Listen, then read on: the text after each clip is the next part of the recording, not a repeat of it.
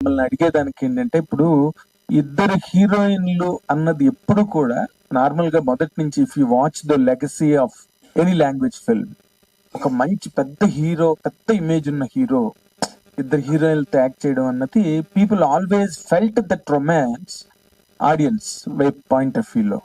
But as far as Sharwanand is concern right now, తను కూడా is not in such a sound form today.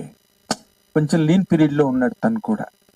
మీ ఈ కథని, ఇద్దరు హీరోయిన్ని శర్వానంద్ ఇప్పుడున్న ప్రెసెంట్ ఫార్మేట్ లో ఎంతవరకు ఆయన పుల్ చేయగలడు, రేపు ఆడియన్స్ ని ఇంప్రెస్ చేయగలడు అని అడిగితే what will you be?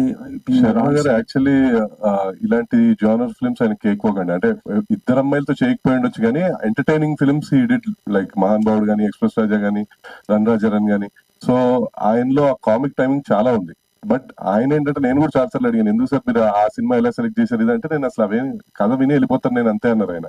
So ఆయన చేసిన నెంబర్ ఆఫ్ డిఫరెంట్ ఐటమ్స్, ఇప్పుడు మళ్ళీ మళ్ళీ రాని రోజు కానీ అలాంటివన్నీ స్టార్టింగ్ లోనే ఓల్డ్ గెటప్ లో ఉంటారు, టీనేజ్ పాప ఉంటుంది దాంట్లో. సో అలా అన్ని చేస్తూ ఉంటారు ఆయన. కానీ మీరు అన్నట్టు వెన్ ఐ మెట్ హిమ్, నేను కలిసిన టైంలో ఇమీడియట్ గా నేను ఈ నరేష్ ఇవ్వగానే హీ ఎంజాయ్డ్ అలాట్. ఆయన ఇద్దరు హీరోయిన్లు ఉన్నారా అదేం లేదు, అంటే కంటెంటే అలాంటిది. మీకు ఇందాక నేను చెప్తున్నట్టు మామూలుగా ఇద్దరు అమ్మాయిలు ఉంటే it can be A triangular love story or it can be a different point love story. ఇందులో ఏంటి ఆ పాయింట్ అనేది మీకు రేపు తెలుస్తుంది.